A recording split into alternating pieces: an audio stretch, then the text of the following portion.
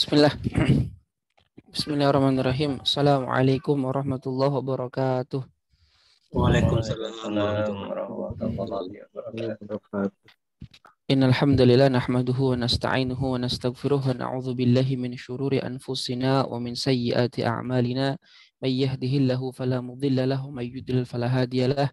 Asyhadu an la ilaha illallah wahdahu la syarika lah. Asyhadu anna Muhammadan 'abduhu wa rasuluhu alladzi la nabiyya wa la rasula ba'dahu ma ba'd.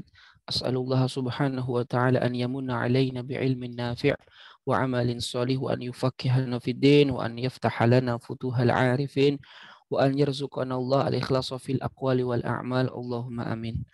Rabbi shrah li sadri wa yassir li amri wa hlul 'uqdatam min lisani yafqahu qawli. Alhamdulillah rabbil alamin. Segala puji hanya bagi Allah Subhanahu wa taala. Pada kesempatan malam hari ini Allah Subhanahu wa taala masih memberikan kita nikmat iman, nikmat Islam, dan nikmat untuk digerakkan hati kita dalam rangka untuk talabul ilmi, menuntut ilmu, yang mana menuntut ilmu ini bagi seorang muslim dan muslimah hukumnya adalah wajib. Sebagaimana dalam sabda Nabi SAW, talabul ilmi faridatun ala kulli muslimin. Bahwa menuntut ilmu itu adalah kewajiban atas seluruh kaum muslimin. Dan yang dimaksud dengan ilmu di sini, ulama mengatakan adalah ilmu ad-din, yaitu ilmu agama atau ilmu syariah. Dan kita ketahui bahwa maqasidul ilmu, tujuan kita belajar itu, tujuan kita menuntut ilmu itu untuk menggapai 3 ilmu, paling utama 3 ilmu. Yang pertama adalah at-tauhid, masalah keimanan. Yang kedua adalah al-fiqhu, yaitu adalah fikih yang mengurusi perkara zahir kita. Dan yang ketiga adalah at-tasawuf, yang mengurusi urusan hati kita. Itu tujuan kita belajar itu adalah menggapai 3 ilmu itu. Jadi maqasidul ilmu, tujuan kita menuntut ilmu itu adalah yang pertama untuk meraih ilmu tauhid yang berkaitan dengan keimanan. Yang kedua adalah ilmu fikih yang berkaitan dengan pengaturan zahir perbuatan kita. Dan yang ketiga adalah ilmu tasawuf, yaitu ilmu yang bagaimana caranya memperbaiki hati kita, bersihkan daripada rasa sifat sum'ah, ujub, riya, dan seterusnya. Kemudian untuk menggapai ilmu ini kita harus memiliki alat. Nah, untuk menggapai tujuan ketiga ilmu ini kita nggak bisa mencapai 3 hal ini kecuali kita punya alat. Nah, alat yang kita gunakan untuk menggapai 3 ilmu ini itu banyak. Di antaranya adalah ulumul hadis, usul fikih, usul tafsir, al-qawaid al-fiqhiyah, ya, kemudian al-jarh wa ta'dil, dan seterusnya. Itu yang disebut dengan alatul ilmi, alat yang digunakan untuk meraih ilmu. Cuman alat ilmu ini pun tidak bisa kita raih kecuali kita memiliki alat lain yang kita dengannya bisa menggapai alat ilmu tersebut, yang disebut oleh ulama sebagai alatil ilmi, alat daripada alatnya ilmu, yaitu adalah al-lughah al-arabiyah, bahasa Arab, wal mantiq, dan mantik logika. Jadi bahasa Arab itu adalah alatul alat, alat daripada segala alat. Jadi sebelum kita masuk ke dalam ilmu alat berupa usul fikih, ulumul Quran, usul tafsir, usul hadis, dan seterusnya, kita butuh alat. Alat itu yang kita sebut dengan bahasa Arab. Jadi bahasa Arab itu alat daripada alat. Hal yang paling mendasar bagi seorang thalabul ilmi, ya, yang harus ia pelajari sebelum masuk ke dalam wilayah syariah itu adalah belajar bahasa Arab. Itu syartun asasi, syarat paling dasar, ya, likulli talibil ilmi, bagi setiap penuntut ilmu asy-syar'i. Ya. Salawat serta salam semoga senantiasa terlimpah curah kepada baginda Rasulullah Shallallahu Alaihi Wasallam, pada keluarganya, pada sahabatnya, dan semoga kita semua termasuk ke dalam golongan umat beliau yang mendapatkan syafaatnya kelak di yaumul qiyamah. Amin ya Allah ya rabbal alamin. Insyaallah ikhwani wa akhwati fillah rahimakumullah, di malam hari yang mulia ini kita akan mengkaji perdana kitab dalam bidang ilmu nahwu, yaitu kitab kontemporer sebenarnya, ya, yaitu Al-Kafi fi Syarhi Al-Ajurrumiyah, ya. Al-Ajurrumiyah ditasydidkan, yang dikarang oleh Syekh Aiman Amin Abdul Ghani hafizahullah taala. Beliau masih hidup, ya, orang Mesir.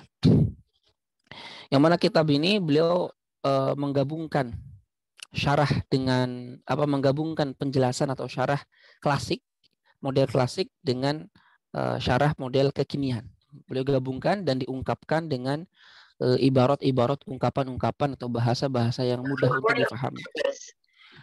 Jadi salah satu kelebihan kitabnya Syekh Aiman Amin Abdul Ghani di semua kitabnya beliau itu adalah ibaratnya.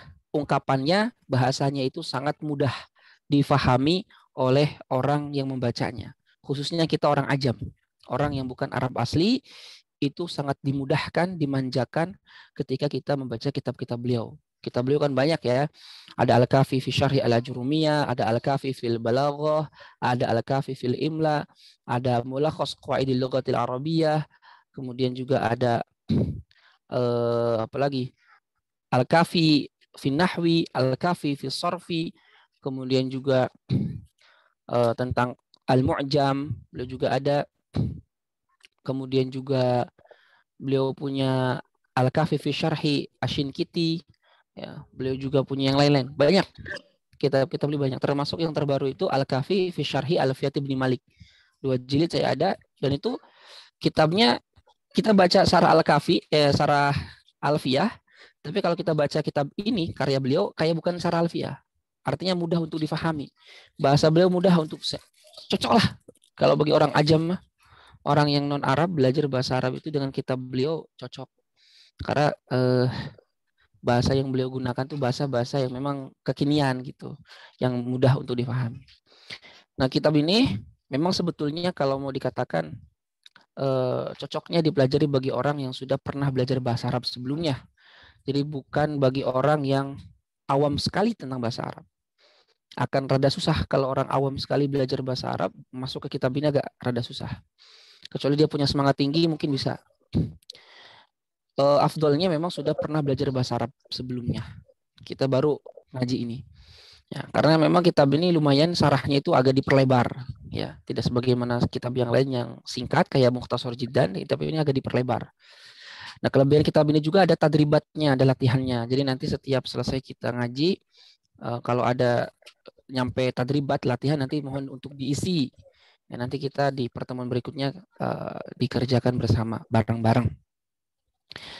Kemudian pesan yang pentingnya juga, sebagaimana kata Imam Asy-Syafi'i rahimahullahu ta'ala dalam satu syairnya, beliau mengatakan, "Akhi lan tanalal ilma illa bisittah." Ya, wahai saudaraku, ilmu itu tidak akan bisa diraih, dicapai, digapai illa bisittah, kecuali dengan 6 hal. Ya, sa'ukhbiruka. Saya akan mengasih tahu ke engkau 6 hal itu. Ya, kurang lebih 6 hal itu adalah yang pertama az-zaka, kecerdasan. Jadi orang yang ingin menggapai ilmu memang harus memiliki kecerdasan. Kalau orangnya lemot, orangnya ma'tuh, kayak idiot, semacam idiot, tell me, ya memang agak susah. Jadi az-zaka, cerdas.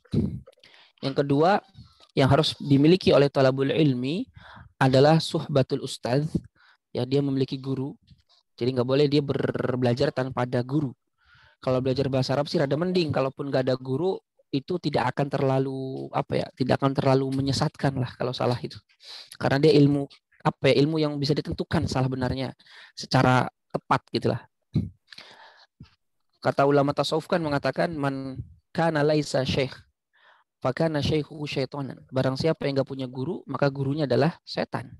Kenapa? Karena dia nggak ada yang mengoreksi pemahaman dia apakah benar atau salah. Maka penting suhbatul ustadz, kita mengikuti ustadz, kita punya ustadz. Yang ketiga adalah al-istibar, sabar. Nah, ini yang saya mau tekankan bagi orang yang belajar bahasa Arab. Sabar, istiqomah.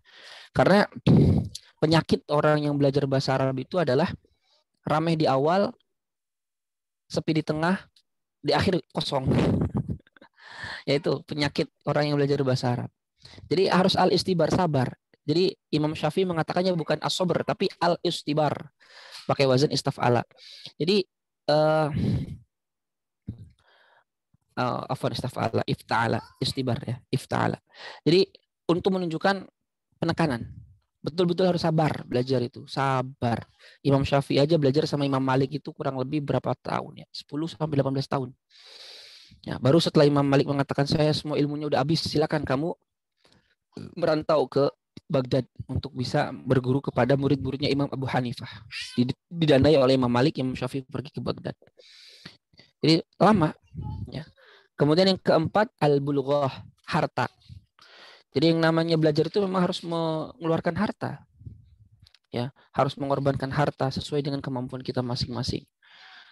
Para ulama zaman dulu itu sampai harus menjual atap rumah, harus menjual perabotan rumah demi beli kitab. Ya, al-bulughah. Jadi yang namanya pengorbanan harta itu hal yang mutlak dalam hal talabul ilmi. Bahkan kata Imam Asy-Syu'bah, sebagaimana yang dikutip oleh Imam Al-Hafidh Al-Baghdadi dalam kitab Al-Jami' li Akhlaqir Rawi. Jadi barang siapa yang manistaghala bil hadis, barang siapa yang sibuk dengan ilmu hadis, aflasa, dia pasti akan aflas, akan rugi, akan bangkrut karena semua uangnya itu diberikan untuk ilmu. Jadi al-bulughah yang keempat. Nah, yang kemudian yang kelima adalah tuli zaman atau tulu zaman, lamanya waktu. Jadi istiqomah. Belajar itu nggak bisa setahun 2 tahun langsung jadi ulama, nggak bisa. Jadi tulu zaman, harus lama waktunya, panjang waktunya. Tadi Imam Syafi'i aja belajar kepada Imam Malik itu berapa tahun? Seingat saya itu sekitar 17 sampai 18 tahun belajar ke Imam Malik. Setelah Imam Malik merasa ilmunya udah habis semuanya, baru Imam Syafi'i ke Baghdad. Ya itulah ulama. Jadi tulu zaman, panjang waktunya. Ya. Nah, yang terakhir itu apa? Tadi az-zakah sudah, al-istibar sudah, al-bulughah sudah, suhbatul ustad sudah, tulu zaman sudah. Yang satu lagi, al-hirsu. Dia harus fokus. Karena ya memang sebagaimana kata Imam Ibnu Jama'ah dalam kitab Tadhkiratus Sami' wal Mutakallim, seorang talibul ilmi itu kalau nggak fokus ya nggak akan dapat. Harus fokus memang. Nah, ini yang berat bagi kita semua yang hidup di era modern sekarang, itu berat untuk fokus. Apalagi sudah berkeluarga itu bebannya lebih berat lagi untuk fokus. Makanya kalau kita ingin belajar bahasa Arab, jangan sambil ngafalin Al-Qur'an kalau bisa. Pasti akan susah itu. Apalagi kalau kitanya udah berkeluarga. Pilih salah satunya aja. Kalau antum ingin ngafalin Quran, fokus aja ngafalin Quran dulu. Jangan belajar bahasa Arab. Kalau ingin belajar bahasa Arab dulu. Kecuali kalau antumnya siap. Artinya kapasitas otak kita bisa menampung, ya silakan belajar bahasa Arab plus ngafal Al-Quran. Tapi kalau kitanya nggak mampu, jangan dipaksa. Pilih salah satu. Al-Quran itu nggak mau disekutukan. Sebagaimana bahasa Arab juga nggak mau disekutukan. Jadi harus fokus, mau milih yang mana. Prioritasnya mau yang mana ini. Nah, pilih yang mana. Jadi jangan semuanya maruk ambil padahal kita kapasitasnya nggak muat. Yang ada nanti dua-duanya nggak dapat. Jadi ambil aja salah satu yang mana yang kira-kira urgen. Ya. Itu kata Imam Asy-Syafi'i rahimahullahu ta'ala. Insyaallah kita bisa langsung buka kitabnya ke halaman 20. Ada kitabnya, yang kalau nggak ada kitabnya buka PDF-nya. Seyogianya kalau nanti ada uang beli kitabnya aja ya. Harganya berapa saya nggak tahu. 100 berapa ya sekarang? Wallahu alam.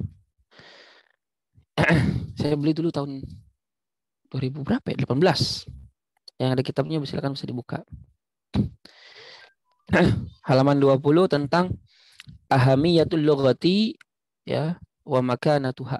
Jadi tentang urgensitas bahasa Arab dan kedudukan bahasa Arab maksudnya ya.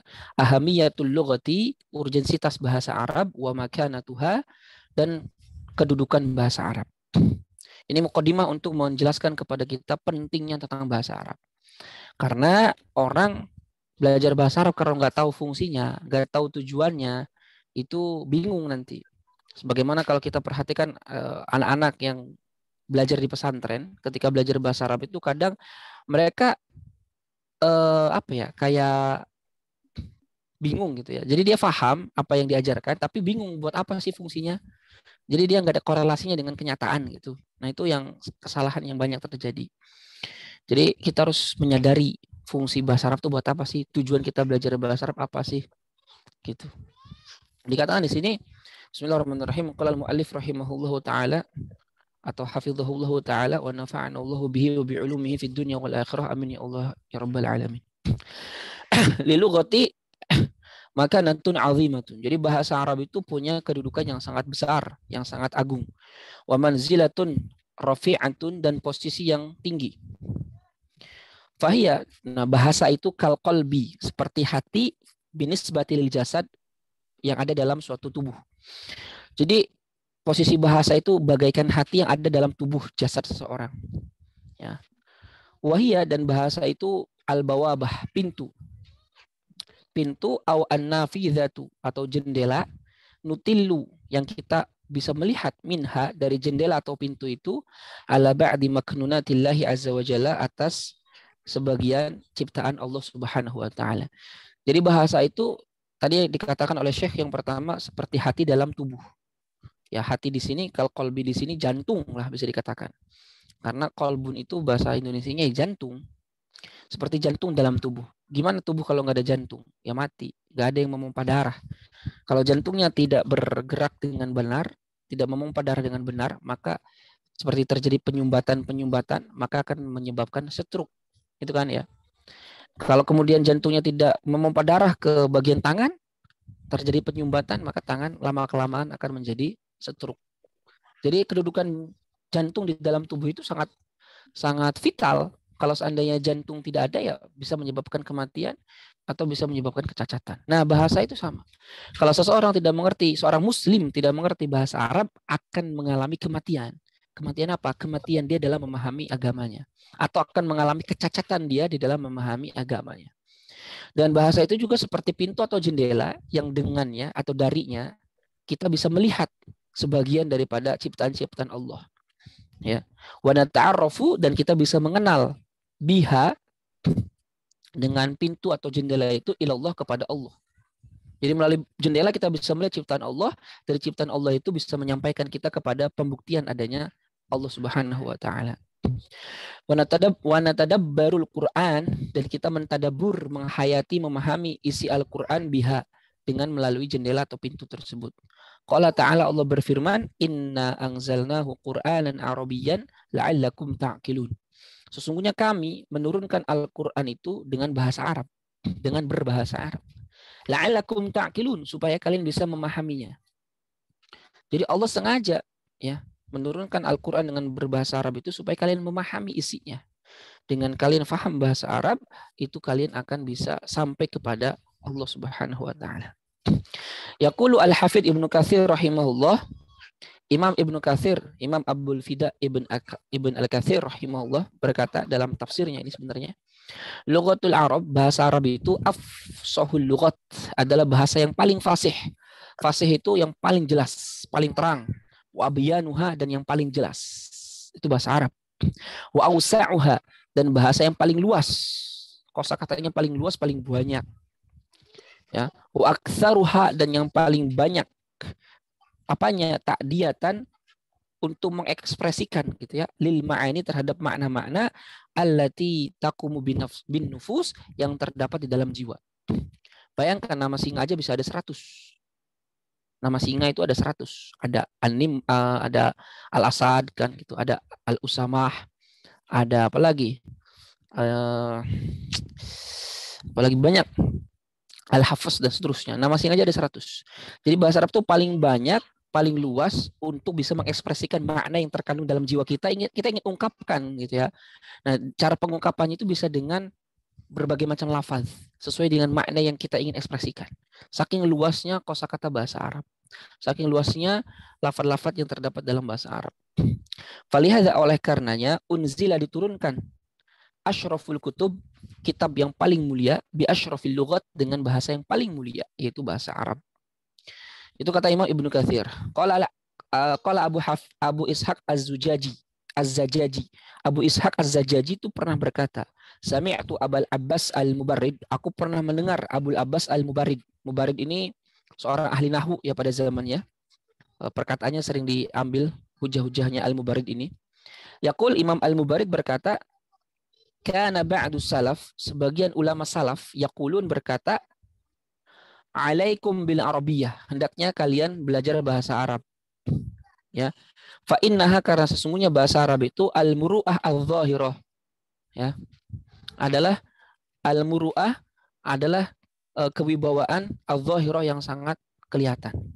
Wahiyya, dan bahasa Arab itu kalamullahi azza wa jalla wa anbiya'ihi wa malaikatihi, dan bahasa Arab itu adalah kalamnya Allah, para nabi dan para malaikatnya.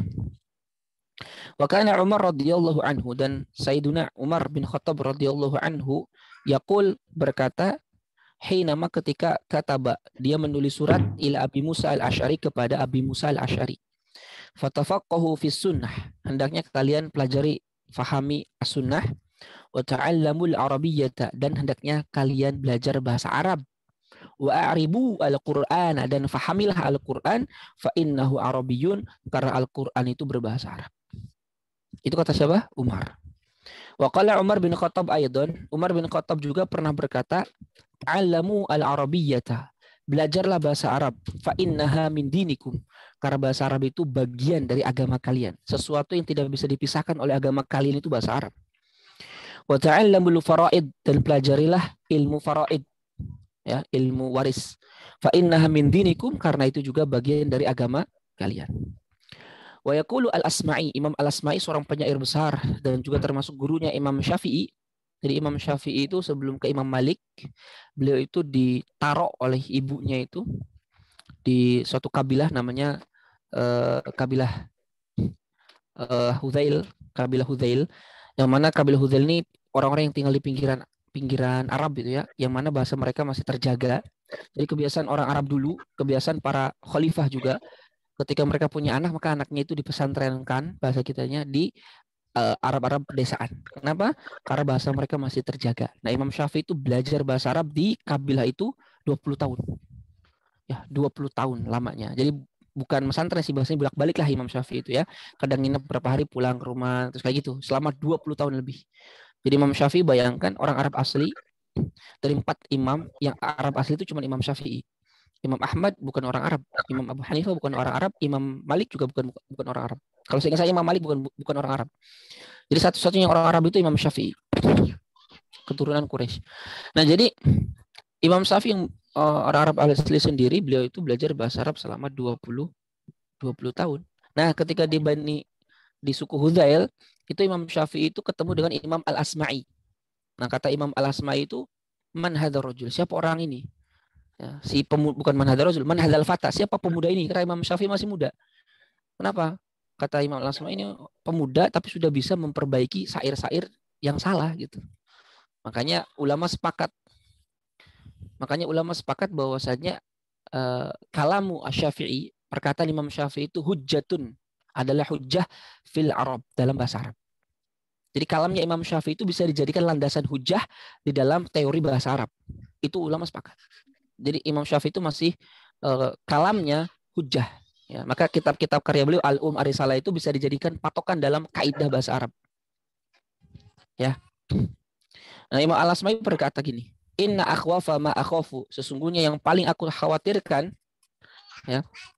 Inna akhwafa, sesungguhnya yang paling dikhawatirkan, ma akhafu, yang aku khawatirkan, ala talibil ilmi, atas orang penuntut ilmu, idza lam ya'rifin nahwa, apabila dia tidak mengerti ilmu nahwu, an yadkhula, akan masuk, fi jumlati qaulin Nabi sallallahu alaihi wasallam, dalam kategori sabda Nabi sallallahu alaihi wasallam, apa? Man kadzdzaba alayya muta'ammidan falyatabawwa maq'adahu minan nar. Barang siapa yang berdusta atas namaku secara sengaja, falyatabawwa, maka hendaknya ia persiapkan maq'adahu, tempat duduknya, minan nar, dari api neraka. Jadi kalau orang enggak ngerti nahwu, khawatir dia akan terjatuh ke dalam mendustakan Nabi karena salah dalam membaca hadis. Ya, contohnya innamal a'malu binniyat, dia bacanya innamal a'mala binniyat atau innamal a'malu binniyata. Ya. Kan dia nggak sengaja ngomong gitu. Bisa dianggap sengaja karena dia nggak belajar bahasa Arab, tapi berani membaca hadis. Maka khawatir akan masuk ke dalam sabda Nabi ini. Oleh karenanya hati-hati. Kalau kita belum belajar bahasa Arab, hati-hati untuk membaca ilmu hadis, membaca hadis, apalagi sampai menafsirkannya. Gitu. Wa yaqulu Asy-Syafi'i, Imam Syafi'i pernah berkata, la us'alu, tidaklah aku pernah ditanya, fi mas'alatin, dalam satu masalah, min masailil fikhi, dari masalah-masalah fikih, illa, kecuali ajabtu, aku menjawab, anha, masalah tersebut, min qawaidin nahwi, dari kaidah-kaidah nahwu. Bayangkan. Jadi tidaklah aku pernah ditanya satu masalah dalam masalah fikih kecuali aku jawab ya dengan kaidah-kaidah nahwu. Jadi kata Imam Syafi'i dalam qaul yang lain juga, aku tidak mempelajari bahasa Arab kecuali untuk membantu aku ya di dalam memahami fikih. Karena nggak bisa dipisahkan antara Islam dengan bahasa Arab, itu nggak bisa. Itu dua hal yang sudah satu kesatuan, nggak bisa dipisahkan. Makanya kalau potensi bahasa Arab dipisahkan dengan Islam, itu akan memberikan margin, jarak antara Muslim dengan Islam. Ya, jadi kan Muslim dan Islam, jembatan yang menyatukan keduanya itu bahasa Arab. Nah, ketika Muslimnya tidak belajar bahasa Arab, mengabaikan bahasa Arab, maka jembatan ini nggak ada. Sehingga ketika Muslim ingin memahami Islam, loncat. Loncatnya caranya gimana? Bisa menggunakan metode orang Barat dalam memahami agamanya. Jadi tidak lagi dengan jembatan yang sudah ada, tapi loncat. Akhirnya lahirlah pemahaman-pemahaman yang keliru tentang agama Islam disebabkan awal mulanya karena tidak menggunakan metode jembatan yang sudah disediakan, yaitu bahasa Arab. Wa yaqulu asy-Syafi'i aidan, Imam Syafi'i juga pernah berkata, man tabahhara fin nahwi, barang siapa yang mendalami, ya menyelami ilmu nahwu, ihtada, dia pasti akan tertunjuki illa kulli ulumi, kepada semua ilmu syariat. Jadi syaratnya kalau kita ingin tertunjuki kepada semua ilmu, wajib belajar nahwu. Wa yaqul Ibnu Jinni, berkata anak jin. Ibnu Jinni, anak jin ya. Ibnu Jinni itu seorang ahli bahasa yang sangat terkenal sekali. Beliau pernah berkata, in aktsara man dalla, sesungguhnya kebanyakan orang yang dalla, tersesat, min ahli syariah, daripada orang-orang yang berkecimpung dalam syariat, katakanlah ulama, kiai, ustadz, wahada, dan menyimpang, an tariqatil musla, dari jalan yang musla, yang mulia, yang tinggi. Fa inna ma, sesungguhnya, istahwahu wastakhaffa hilmahu dha'fuhu, sesungguhnya karena kelemahannya yang itu istakhaffa, menganggap ringan, istahwahu, menganggap enteng, hilmahu, ya kemampuannya dia, apa ya, tekadnya dia, fi hadhihi lugha al-karimah asy-syarifah, dalam bahasa yang mulia ini. Jadi intinya, kenapa bisa ahli syariat itu menyimpang atau tersesat, itu karena mereka merendahkan, karena mereka menganggap enteng ya bahasa Arab. Itu makanya bahasa Arab ini ya hal yang sangat penting, asas. Kalau dia salah dalam belajar bahasa Arab, bukan salah sih, kalau dia nggak paham bahasa Arab, kemudian mencoba untuk masuk ke dalam ilmu syariat, pasti dia akan melahirkan hal-hal yang aneh. Ya, hal-hal yang aneh. Sebagaimana kata Imam Ibnu Hajar Al-Asqalani dalam kitab Fathul Bari, itu kan dikatakan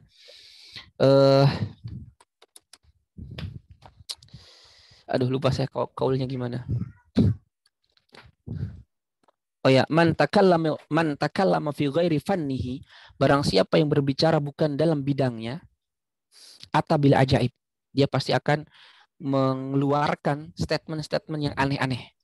Nah, barang siapa orang yang tidak menguasai bahasa Arab, kemudian dia coba berkecimpung dalam dunia syariat, pasti ya, akan melahirkan, menelurkan argumentasi, statement-statement yang itu aneh, bin ajaib. Ya. Fanahwu, maka nahwu minal ulumi al-azimah, termasuk ilmu yang sangat agung, dzati syarafil kabir, memiliki kemuliaan yang besar. Wabihi, dan dengan ilmu nahwu, yufhamu, bisa difahami, kitabullah azza wa jalla, Al-Quranul Karim, wa sunnatu rasulihi sallallahu alaihi wasallam, dan sunnah Rasulullah sallallahu alaihi wasallam. Tanpa bahasa Arab, gak mungkin kita bisa paham Al-Quran, gak mungkin kita bisa paham hadis Nabi sallallahu alaihi wasallam. Fanahwu, maka nahwu, nafizatun, adalah jendela, nutilu, yang kita bisa melihat, minha, dari jendela itu, ala muradillah, atas apa yang diinginkan oleh Allah, bitadabburi kalamihi, dengan memahami isi perkataannya Allah Subhanahu wa taala.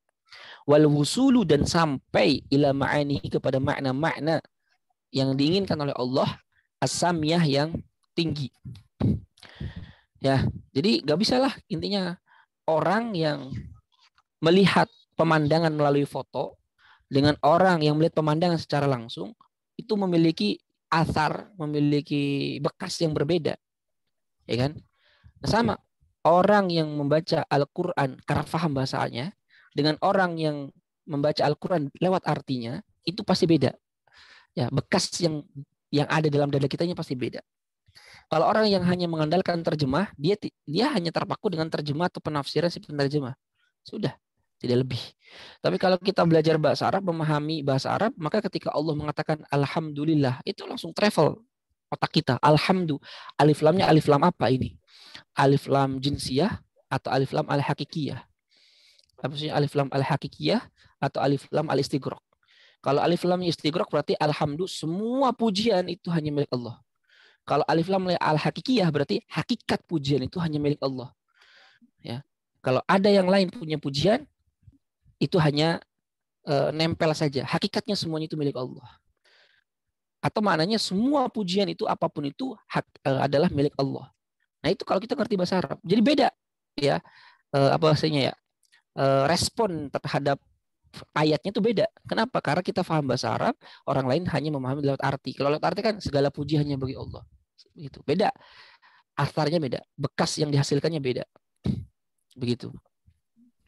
Wa min ajmali ma qalahu Ibnu Khaldun, dan termasuk perkataan Ibnu Khaldun yang paling ajmal, paling indah adalah innal ahamma al-muqaddam. Sesungguhnya yang paling prioritas al-muqaddam yang harus didahulukan min ulumil lughah, dari ilmu bahasa itu, huwa an-nahwu, adalah ilmu nahwu.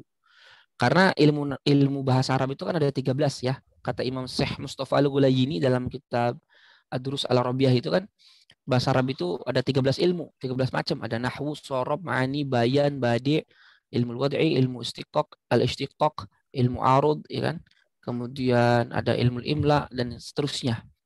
Nah, dari 13 ilmu itu yang paling, kata Imam Ibnu Khaldun, yang paling penting dan harus didahulukan adalah ilmu nahwu. Kenapa? Karena bihi, dengan ilmu nahwu, sabayyanat, menjadi jelaslah usulul maqasid, ya, dasar-dasar yang ingin yang dimaksudkan, bidalalah, dengan penunjukannya. Karena kita nggak mungkin bisa memahami mana pelaku, mana objek, mana keterangan kecuali dengan ilmu nahwu. Ya, kalau kita nggak belajar ilmu nahwu, maka kita nggak bisa menentukan mana yang sebagai pelaku, mana sebagai objek, sebagai ini dan seterusnya. Fayu'rafu, maka diketahui al-fa'il minal maf'ul, mana fa'il dari maf'ul, wal mubtada minal khabar, mubtada dan khabar, dan seterusnya. Ala taro, tidakkah engkau perhatikan, an law qala, seandainya berkata zaujun, seorang suami, li zaujatihi, kepada istrinya, anti talik, engkau diceraikan, in, jika kharajti minal bait, kamu keluar dari rumah, bikasril hamzah, dikasrokan hamzahnya fi in. Jadi in, kalau in dikasrokan berarti mananya jika, berarti talaknya udah jatuh belum? Belum. Fala yaqau talak, maka talaknya enggak jatuh, illa, kecuali idza kharajat, apabila dia keluar. Karena in itu bermakna syarat. Syarat itu belum terjadi. Saya ceraikan kalau in, kalau kamu keluar rumah. Berarti udah ditalak belum? Udah jatuh belum talaknya? Belum. Tapi dia talaknya itu digantungkan dengan keluar rumah. Kalau dia keluar rumah baru jatuh talaknya. Bainama, sedangkan lauqala, seandainya suami berkata, antitolikun an kharajti minal bait, bifatil hamzah, hamzahnya difatahkan. Kalau tadi in, sekarang antitolik an kharajti minal bait. Ya. Waqa'a talak, maka talaknya sudah jatuh. Karena an di situ tidak menunjukkan syarat, tapi hanya sekedar menunjukkan fiil setelahnya ditakdirkan masdar. Jadi takdirnya ya antitolik. Ya, antitolik. Engkau saya ceraikan. Engkau telah terceraikan, an kharajti minal bait, karena keluar dari rumah. Jadi talaknya udah jatuh. Beda. Jadi kalau in belum jatuh, kalau an sudah jatuh. Ya. Walihadza, oleh karenanya qala Mujahid. Mujahid itu siapa? Mujahid itu murid yang paling thiqahnya dari Imam Ibnu Abbas. Jadi Ibnu Abbas radhiyallahu anhu muridnya Rasulullah sallallahu alaihi wasallam, ahli tafsir, ya, dan paling banyak juga meriwayatkan hadis. Beliau punya murid yang paling thiqah, yang paling terpercaya, yang meriwayatkan daripada Ibnu Abbas itu adalah Mujahid. Imam Ibnu Abbas kan punya murid ada banyak ya, ada Mujahid, ada Atha ibn Abi Rabbah, kemudian ada yang lain-lain ya. Nah, muridnya yang paling thiqah, terpercaya daripada muridnya Imam Ibnu Abbas itu Mujahid bin Al-Khajraji kalau nggak salah, Mujahid ya. Makanya paling banyak kalau dalam buku tafsir itu dikutip perkataannya Imam Mujahid. Ya, beliau muridnya Imam Ibnu Abbas. Jadi walihadza, oleh karenanya qala Mujahid berkata, la yahillu. Nah, ini penting nih bagi siapapun yang coba-coba ingin menafsirkan Al-Qur'an. La yahillu, tidaklah halal, li ahadin bagi siapapun yu'minu billahi yang beriman kepada Allah wal yaumil akhir dan kepada hari akhir an yatakallama dia berkomentar ya fi kitabillah terkait Al-Qur'an idza lam yakun apabila dia bukanlah aliman orang yang menguasai bilughatil Arab terhadap bahasa Arab. Jadi nggak halal bagi siapapun yang beriman kepada Allah dan hari akhir dia berkomentar, dia ingin menafsirkan, dia ingin mengambil hukum daripada Al-Quran kalau dia tidak alim, tidak menguasai bahasa Arab. Bahkan kata Imam Nawawi dalam kitab At-Tibyan, orang yang paham bahasa Arab saja masih haram menafsirkan Al-Quran kalau dia hanya sekedar paham bahasa Arab. Kenapa? Karena variabel yang harus digunakan untuk memahami Al-Quran bukan hanya bahasa Arab, tapi juga usul fikihnya, usul tafsirnya, dan yang lain-lainnya. Fahal nudrik, maka apakah kita tidak memperhatikan kalamullah ta'ala, kalamnya Allah? Fahal, apakah mungkin ya nudrik kita memahami kalamullah ta'ala, kalamnya Allah, wa nafhamu dan memahami daqaiqat tafsir, ya kedalaman tafsir, wa ahadits Rasul sallallahu alaihi wasallam dan hadis-hadis Nabi sallallahu alaihi wasallam, wa usulul aqaid dan dasar-dasar akidah, wa adillatul ahkam dalil-dalil hukum, wa masail fiqhiyah dan masalah-masalah fikih, wa buhutsan syar'iyyatan dan penelitian-penelitian ilmu syar'i mukhtalifatan yang berbeda-beda, illa kecuali bi ilhamin nahwi dengan kita memahami ilmu nahwu wa taujihatihi dan ya mempelajarinya. Wa in kana ilmu nahwi wajiban wa in kana seandainya pun ilmu nahwu itu wajiban alal kifayah, wajib alal kifayah ya, wajib atas kebanyakan orang saja. Jadi fardu kifayah. Fa idza qama bihi maka jika sudah ada yang menjalankan mempelajari ilmu nahwu man yakfi orang yang mencukupi fa inna sa'iron nas maka semua manusia yang lainnya ghairu mutalibina bidarsih tidaklah dituntut untuk mempelajarinya wa ta'allumihi dan sama mempelajarinya. Illa annahu hanya saja yasiru mempelajari bahasa Arab itu, mempelajari nahwu itu menjadi wajiban ainian fardu ain ala ashabil ilmi bagi orang-orang yang menuntut ilmu wal fikih yang belajar fikih wa tafsir yang belajar tafsir walladzina dan orang-orang yang wada'u anfusahum yang mendudukan diri mereka lil fatwa untuk berfatwa wal hukmi untuk memberikan hukum wal qada dan yang memberikan keputusan dalam peradilan. Maka bagi mereka semuanya fardu ain. Jadi mempelajari bahasa Arab hukum asalnya fardu kifayah. Kalau di satu kampung sudah ada orang yang mencukupi untuk belajar bahasa Arab, maka dari orang yang lainnya yang tidak belajar bahasa Arab dosanya gugur. Tapi kalau dalam satu kampung tak ada satupun orang yang belajar bahasa Arab, maka seluruh kampung itu berdosa. Berdosa seluruh kampung. Kenapa? Mempelajari bahasa Arab fardu kifayah. Sedangkan bagi penuntut ilmu yang orang yang berkecimpung dalam syariat, belajar fikih, belajar hadis, tafsir, apalagi menjadi mufti, menjadi qadhi, bukan lagi fardu kifayah bagi dia, fardu ain bagi dia mempelajari bahasa Arab. Nah, itu muqaddimah terkait dengan pentingnya bahasa Arab ya dan kedudukan bahasa di dalam agama kita ini. Luar biasa. Jadi seyogianya tidak boleh kita mengabaikan bahasa Arab ini kalau kita ingin memahami dengan baik dan benar agama kita. Ya, kalau enggak ya nggak bisa kita memahami bahasa Arab, nggak bisa kita memahami agama ini kalau tanpa bahasa Arab.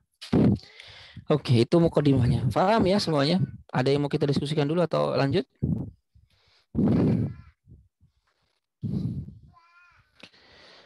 Assalamualaikum Ustaz, boleh bertanya nggak Ustaz?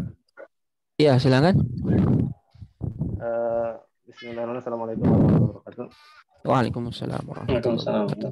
Nah, ini Ustaz, bagaimana kalau teknis pembelajaran bahasa Arab itu yang ideal gitu?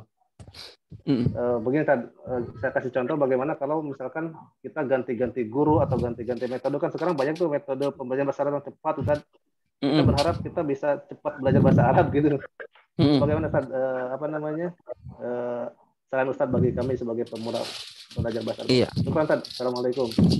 Waalaikumsalam warahmatullahi wabarakatuh. Ya, jadi yang pertama yang harus kita pahami, belajar bahasa Arab itu nggak mungkin bisa paham dengan cepat. Jadi kalau ada yang mengatakan belajar cepat bahasa Arab 3 jam, itu bohong. 6 jam, itu bohong. Kecuali yang belajar 6 jamnya udah expert. Ya, itu mah ya bisa. Atau yang 3 jam itu, yang belajar yang 3 jam itu dia sudah expert, udah tamat banyak kitab, ya itu wajar. Tapi kalau yang baru awam belajar bahasa Arab, katanya 3 jam atau 6 jam atau 1 hari itu bisa langsung baca kitab, itu dusta. Ya. Jadi belajar bahasa Arab itu yang harus kita pahami itu adalah sesuatu yang butuh waktu panjang. Itu dulu yang harus kita pahami dan sadari dan harus terima kenyataan. Ya.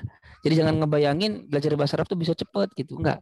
Kita harus menerima kenyataan bahwa belajar bahasa Arab itu memang butuh waktu. Entah setahun, 2 tahun. Ya. Kalau kitanya di pesantren atau kitanya ada guru dan setiap hari bisa belajar, ya mungkin bisa lebih cepat. Tergantung kapasitas kita juga, tergantung juga kapasitas gurunya. Oke. Jadi yang pertama itu yang harus kita pahami, kita yakini, kita akui ya, bahwa belajar bahasa Arab itu butuh waktu. Satu. Nah, kemudian yang kedua yang harus kita pahami juga, metode yang ada itu kan hanya untuk mempermudah orang belajar bahasa Arab. Metode itu hanya untuk mempermudah orang belajar bahasa Arab. Substansinya, isinya mah sama aja, kesananya mah sama aja.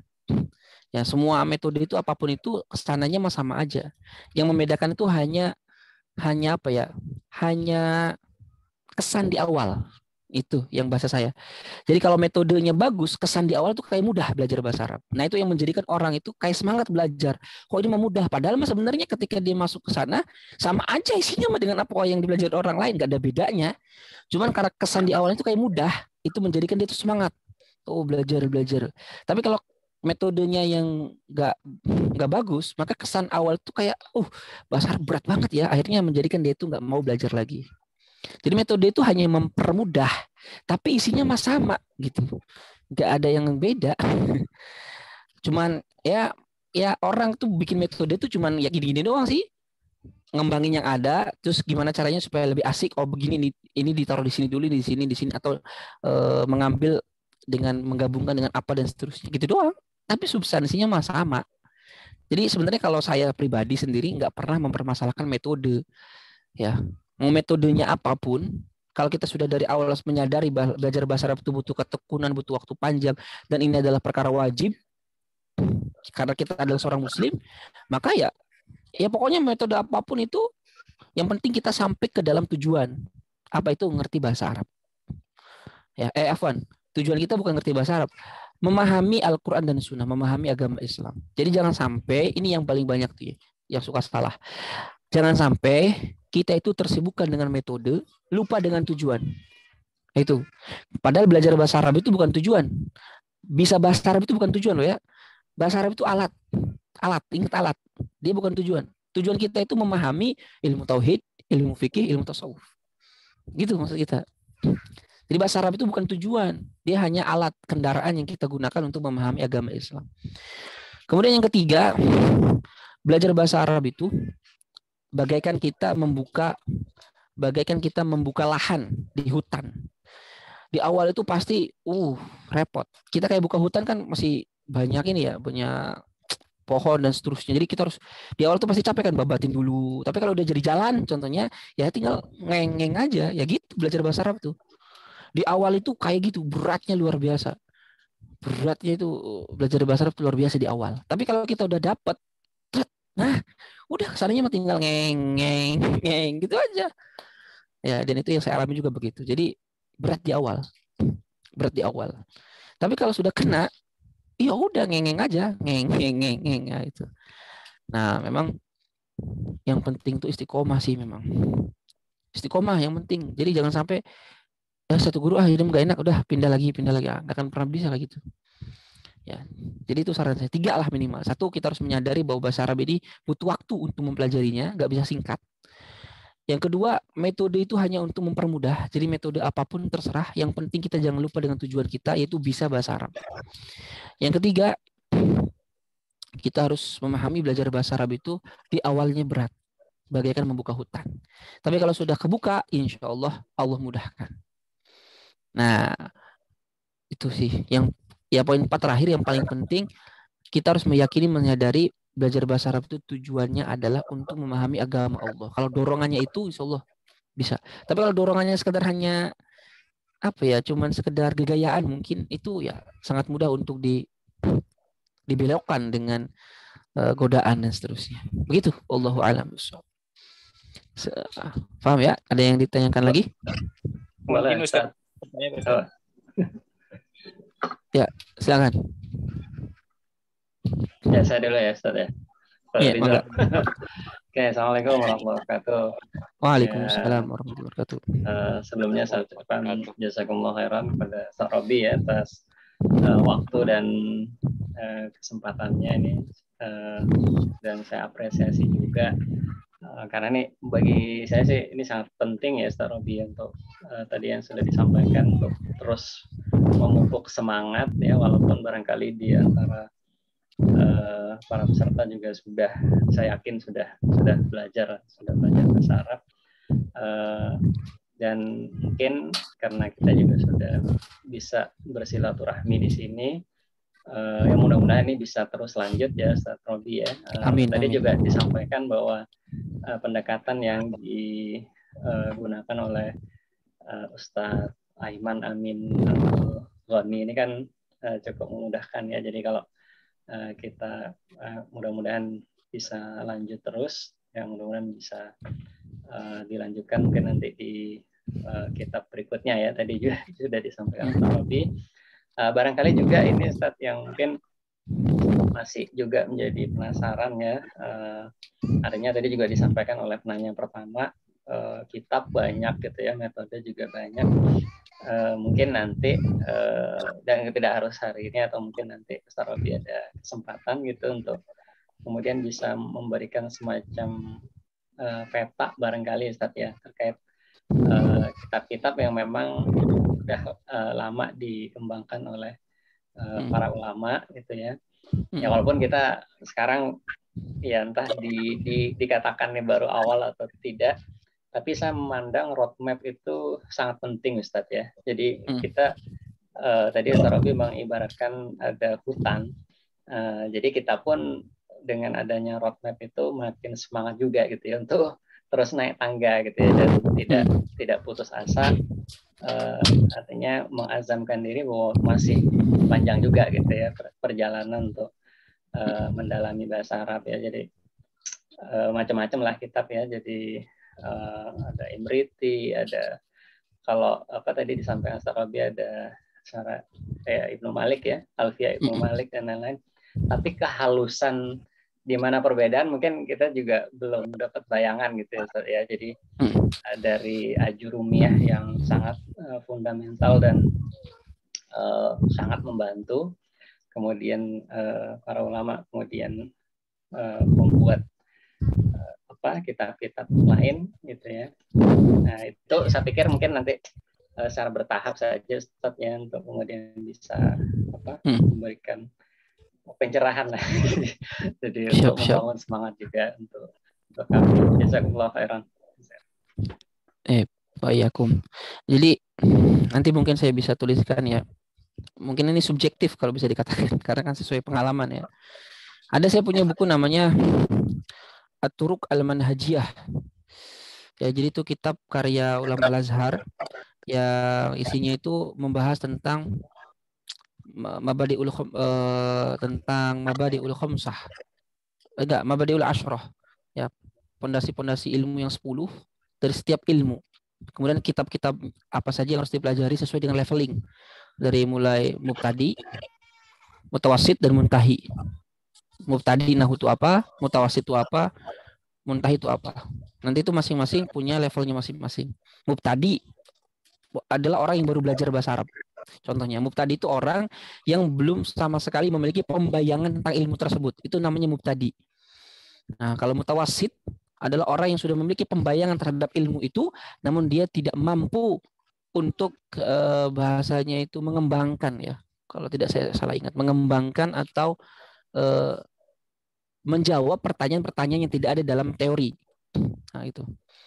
Nah, kalau yang ketiga muntahi, yaitu orang yang sudah memiliki pembayangan dan dia sudah memiliki kecakapan, keterampilan terhadap hal-hal yang ada di dalam ilmu tersebut. Nah, itulah.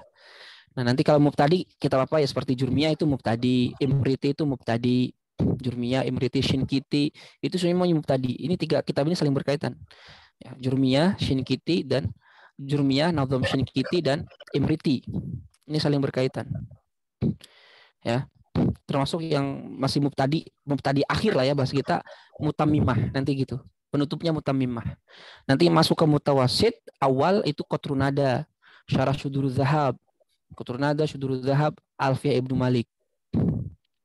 Itu mutawasid. Kurang lebih segitu. Muntahi, Mughni Labib, ya, Syarah Kitab Imam Sibawayh dan seterusnya. Itu aja. Jadi kalau kita sebagai mubtadi, jurmiyah, imriti, shinkiti ini dan mutamimah, kalau kita pelajari dengan baik dan benar, ini udah lebih dari cukup untuk bisa kita baca kitab. Nanti naik lagi ke atas, Qatrunada, Syuduruz Zahab, kemudian juga Ibnu Malik, Alfiyah Ibnu Malik, maka itu memperluas. Ya, nanti ke atasnya lagi ya tadi. Dari mulai kitab Al-Mufassalnya Zamakhsyari, Alkitabnya Sibawayh, Mughni Labibnya Imam Ibnu Hisham, itu semuanya muntahi itu. Ya, makanya kalau kita belajar Mughni Labib tapi kita levelnya mubtadi pasti puyeng. Karena kejauhan levelnya.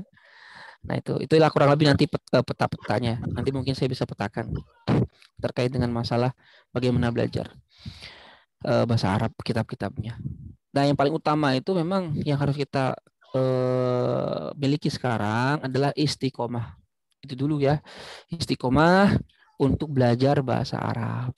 Kalau ada kesulitan, gunakanlah grup dengan sebaik-baiknya, tanya jawab dan seterusnya. Ya, jadi jangan menyerah, jangan malah kabur. Ya, tapi harus dikejar sampai paham. Apalagi sekarang banyak media, banyak wasilah untuk bisa kita belajar bahasa Arab. Ya. Jadi kita sekarang belajar ini, insya Allah sekarang kita masuk nih Al-Kalam contohnya. Ada yang belum paham nih, kita nge-googling dulu lah, bisa kan baca dulu. Oh, nanti juga bisa paham. Oh ya, kalau ada yang masih belum paham juga baru ditanyakan. Kurang lebih seperti itu sih ya, Hari. Ya, bisa keluar. Oke, silakan bisa dibuka halaman. Kita masuk dulu ke halaman 22. Kita masuk ke pelajaran pertama ini ya. Pelajaran pertama. Ada yang punya PDF-nya nggak? Bisa share nggak? Siapa yang punya? Saya jadiin CEO host ya.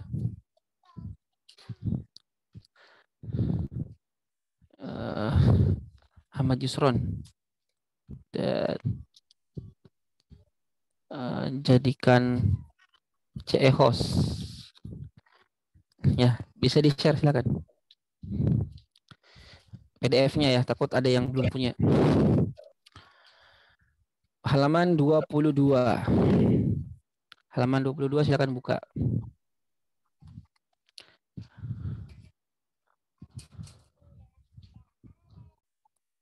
Langsung klik halaman 22. Ada? Oke, bismillahirrahmanirrahim.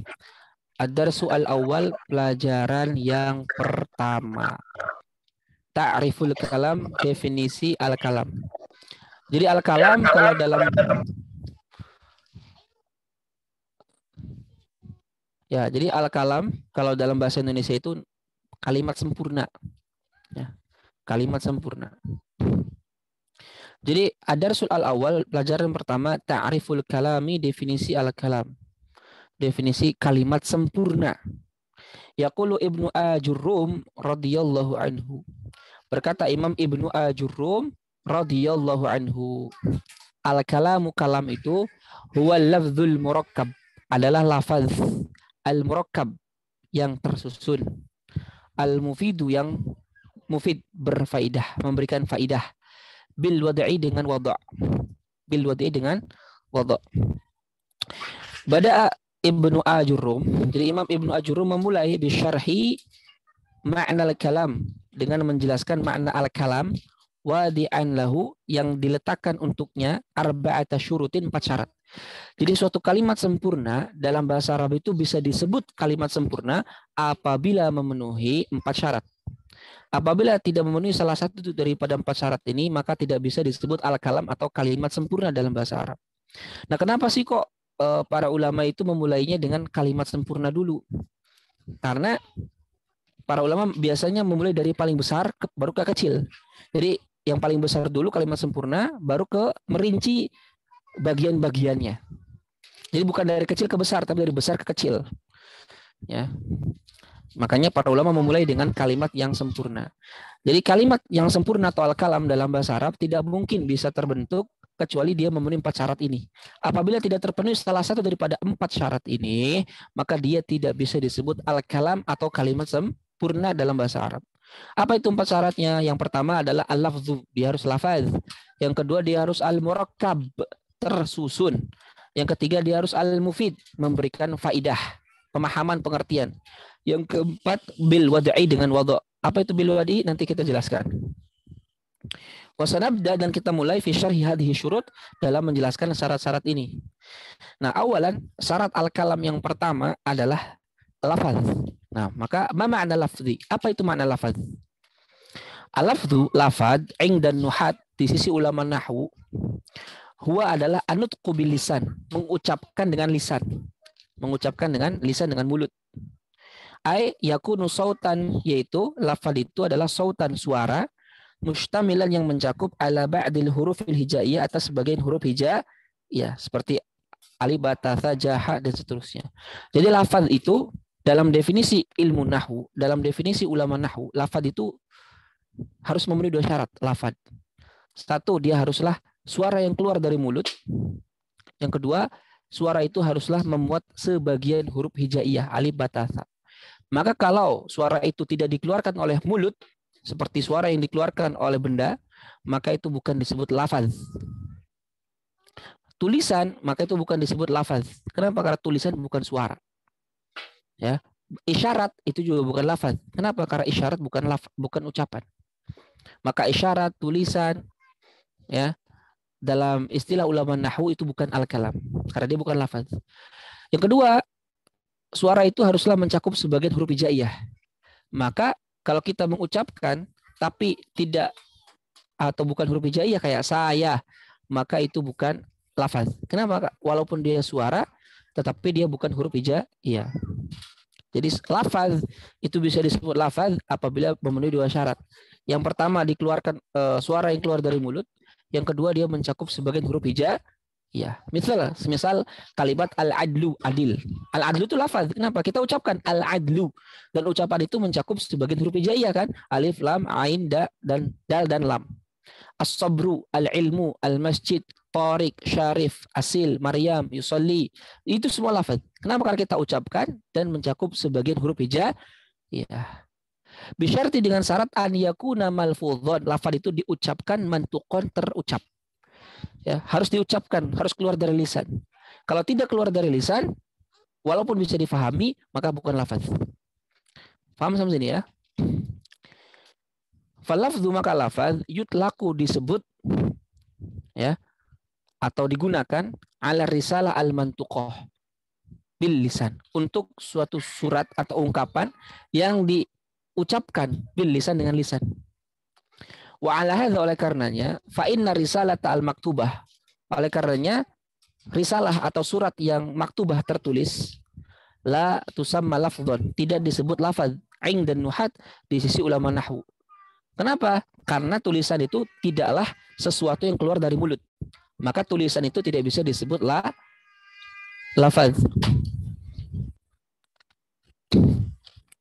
Falau qara'a wahidun, seandainya salah seorang minna di antara kita membaca waraqatan, suatu kertas, fiha, yang di dalam kertas itu jumlatun, ada satu kalimat, takul, yang berbunyi at-tadkhin haram, ya, ngerokok itu haram, fa innaha laysat lafdhon, maka itu bukan lafaz. Wa min thamma falaysat kalaman, maka kalau dia bukan lafaz, dia juga bukan al-kalam. Kenapa? Karena at-tadkhin haram itu tulisan. Kalau kita ucapkan at-tadkhinu haramun, maka itu lafaz. Kenapa? Karena suara yang keluar dari mulut dan mencakup sebagian huruf hijaiyah. Wa kadzalika begitu juga laisatil isyaratu lafdhan. Isyarat itu bukan lafaz. Ingdan nuhat di sisi ulama nahwu ya. Kenapa? Li'annaha laisat mantuqatan, karena isyarat itu tidak diucapkan. Tapi kan cuman kalau ada orang di mana masjid dia nunjuk itu isyarat.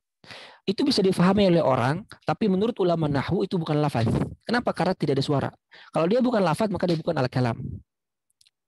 Falau sa'alaka wahidun. Seandainya seseorang bertanya kepada engkau, wa qala laka, dan dia berkata kepada engkau, hal hadzat thariq, apakah jalan ini yuaddi, itu bisa menghantarkan ila Madinati Nasr, ke kota Nasr, ya. Fa asyrafa ilaihi bi ra'sika. Fa asyarta, dan engkau mengisyaratkan ilaih, kepada orang yang nanya tadi, bi ra'sika, dengan kepala engkau, cuman kayak gitu. Orang yang diajak bicara pasti paham apa yang dimaksud, tapi itu bukan lafaz menurut ulama nahwu. Kalau dia bukan lafaz, maka dia bukan al-kalam. Fa innahu sayafhamul ijabah min isyaratika. Dia pasti akan paham tuh jawaban daripada isyarat kita. Ya, ghair annal isyarah la tu'addu kalaman. Hanya saja isyarat tidak bisa dianggap sebagai kalam. Tidak bisa dianggap kalimat sempurna. Idh innaha laysat malfudhatan mantuqatan. Karena isyarat tidak terucapkan. Ya, karena lafaz karena tulisan, karena isyarat tidak terucapkan. Faham sampai sini? Wa ala hadza, oleh karenanya, fa inna isyarati alamatil murur, maka sesungguhnya rambu-rambu lalu lintas la tu'addu kalaman, tidak bisa disebut kalam atau kalimat sempurna menurut ulama nahwu. Wa asma'u syawari', nama jalan, wal hawalid, nama toko, wa anwa'ul aqmisyah wal i'lanat, dan juga jenis-jenis pengumuman apa kayak papan reklame gitu, la tu'addu kalaman, semuanya tidak dianggap al-kalam menurut ulama nahwu. Kenapa? Karena semuanya tidak terucapkan oleh lisan. Wa kadzalika, begitu juga al-jaraid, ya pelepah-pelepah. Jaraid itu ya pelepah-pelepah kurma gitu. Wasuhuf, lembaran-lembaran, wal majallat, majalah, wal khitabat la tu'addu kalaman, tidak dianggap kalam. Li'annaha laysat mantuqatan, karena dia bukan terucapkan. Baik, sampai sini ada yang mau ditanyakan dulu? Jadi intinya syarat kalam yang pertama apa? Lafaz. Lafaz itu syaratnya satu, terucap dengan lisan, yang kedua mencakup sebagian huruf hijaiyah. Maka isyarat, kemudian tulisan, itu semua bukan lafaz. Kenapa? Walaupun bisa difahami, tetapi dia bukan suara yang keluar. Maka tidak disebut lafaz menurut ulama nahwu, maka dia bukan al-kalam juga menurut ulama nahwu. Kenapa? Karena dia bukan lafaz. Fahim tum? Bisa ketalar ini? Kecepatan enggak?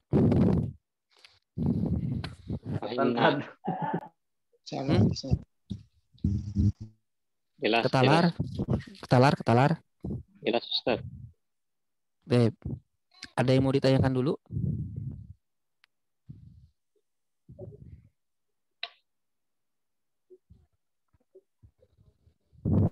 Nggak ada? Kalau nggak ada langsung ke halaman 24. Soalnya kalau yang ini mah nggak usah kita baca. Ke halaman 24.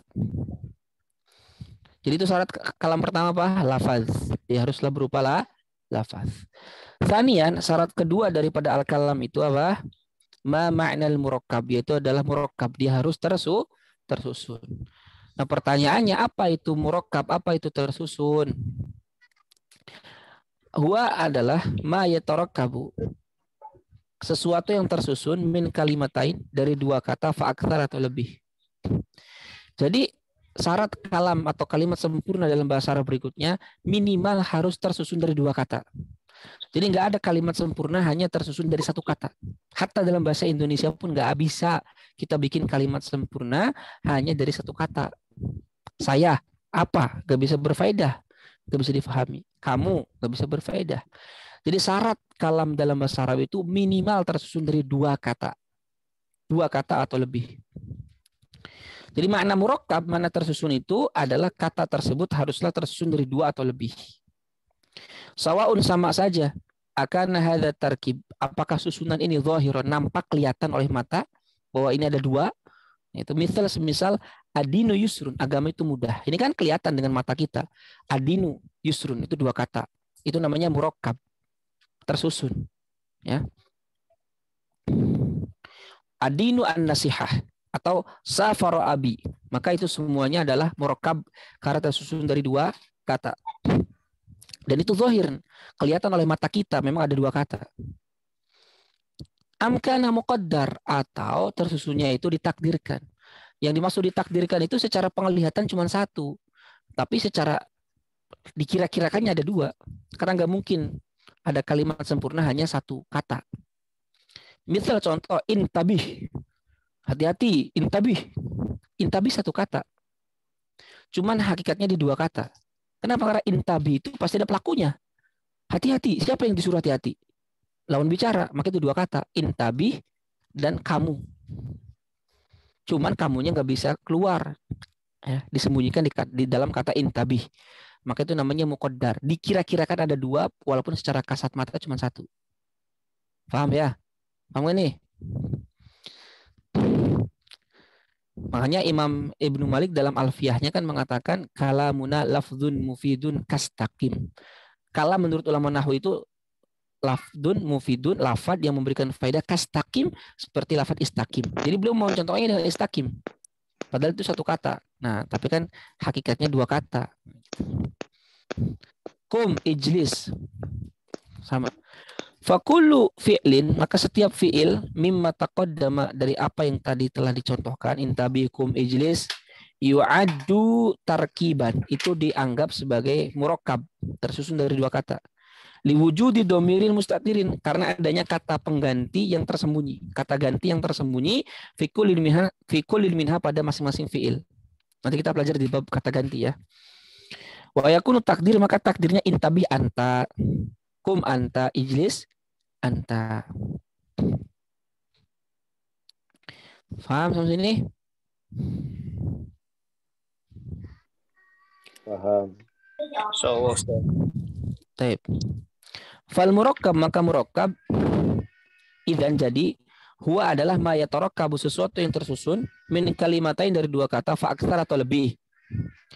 Falau qala wahidun, seandainya salah seorang berkata idza fa innaha tu'addu lafdun, idza itu dianggap sebagai lafaz, lakinnaha la tu'addu murakkaban, tetapi tidak bisa dianggap murakkab karena cuma 1 kata. Ya kan? Li'annaha ibaratun an lafdin wahid, karena dia hanya terdiri dari 1 kata. Wala yuqaddar fi dhamir, dan tidak ditakdirkan di dalamnya ada dhamir. Wa kadzalika, begitu juga lau qulna, seandainya kita berkata al-kitabu, buku itu, ya, falaisa tarkiban, maka bukan murakkab. Kenapa? Karena dia hanya 1 kata dan tidak ada dhamir yang di dalamnya.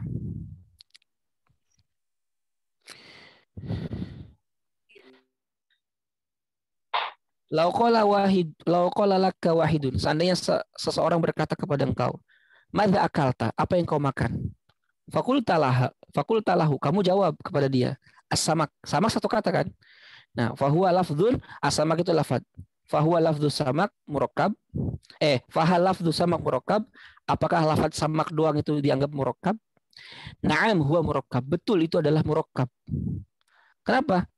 Lakinnahu murakkabun takdiriyun, tetapi dia murakkab yang dikira-kirakan ada. Kenapa begitu?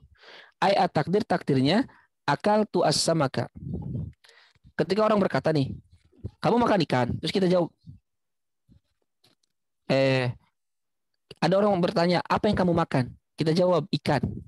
Itu sama dengan kita mengatakan, saya makan ikan. Berarti ada yang dihapus itu apa? Saya makannya. Maka hakikatnya itu ada 2 kata. Cuman saya makannya dihapus karena sudah difahami dari pertanyaan sebelumnya.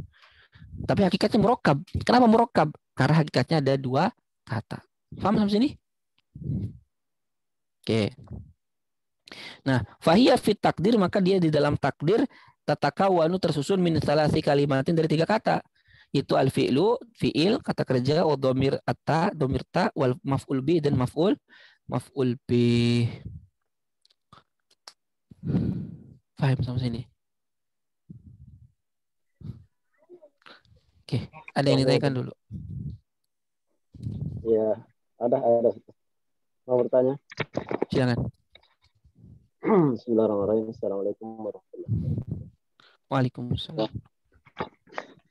Ya, pertama-tama kami mengucapkan banyak terima kasih dulu sama Ustaz yang bisa ikhlas mengorbankan waktu untuk menambah atau mengajari kami tentang ilmu bahasa Arab. Karena kita ini langsung masuk kitab yang berbahasa Arab, saya percaya mungkin teman-teman yang lainnya ini sudah punya dasar bahasa Arab semuanya.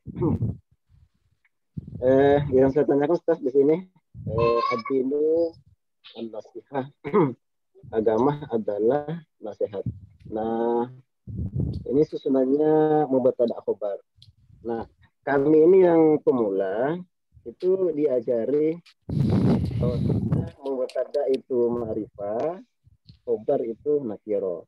Pengetahuan kami begitu. Tapi terkadang ini sama-sama ma'rifah tapi susunannya mubtada khobar.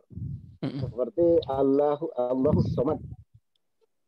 Ulama menjelaskan itu susunannya mubtada khobar. Mungkin bisa dijelaskan Ustaz. Ini ma'rifat tanpa ma'rifah kok mubtada khobar. Ya.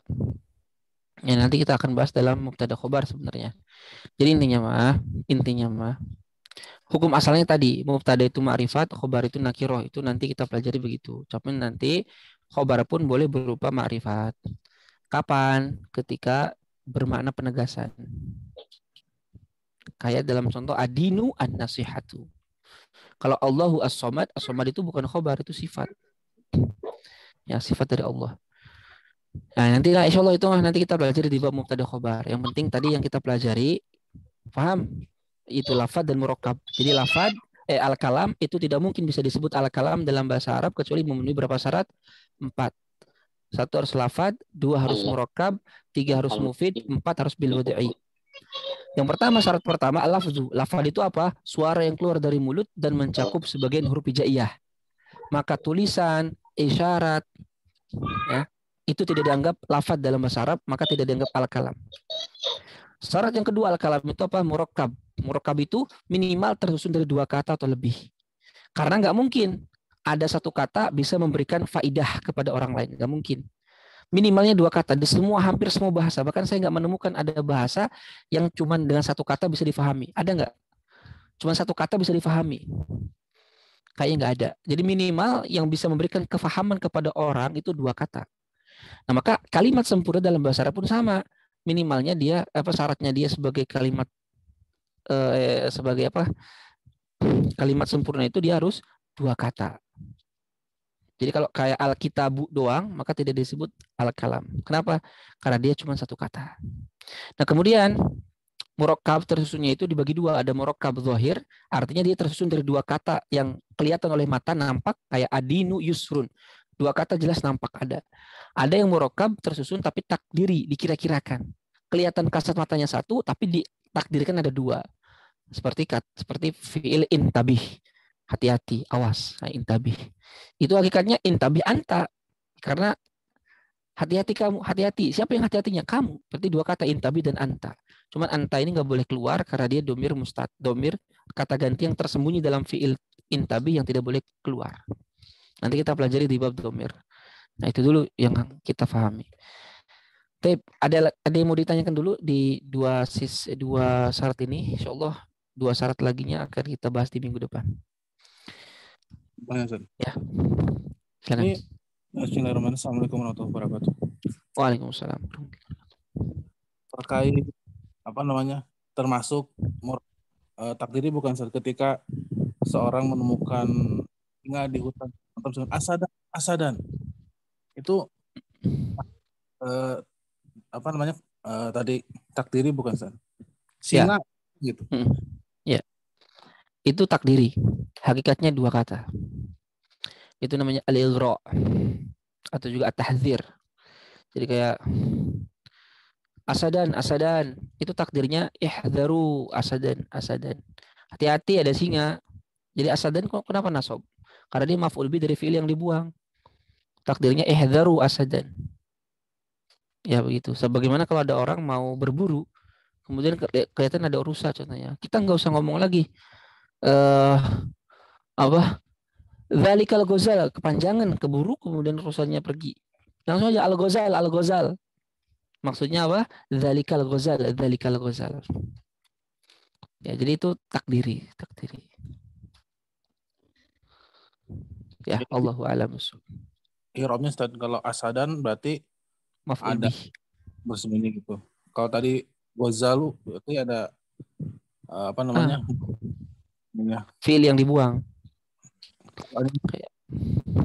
I'rabnya Al-ghazal. Ya, itu nanti masuk dalam bab at-tahdzir dan bab al-ighra di bab mansubat. Ada di situ tahdzir dan al-ighra. Nah, sekarang Ustaz. Allahu a'lam. Ustaz Rafi, ini, saya penasaran nih dengan komponen ini Ustaz ya. Jadi yang pertama, khususnya yang pertama sebenarnya dari komponen pembentuk kalam kan ada lafaz ya. Dan itu memang ada pelibatan lisan ya, diungkapkan. Nah, mungkin ketika kita kaitkan dengan 4 komponen bahasa gitu ya. Jadi bagaimana dengan hal yang sifatnya tertulis, Ustaz? Jadi mungkin saya coba mengaitkan dengan apa namanya dalam pemanfaatan bahasa Arab itu kan memang ada yang diungkapkan gitu ya, Ustaz ya. Di apa? Ada pembicaraan satu antara satu orang dengan orang yang lain, tapi dalam konteks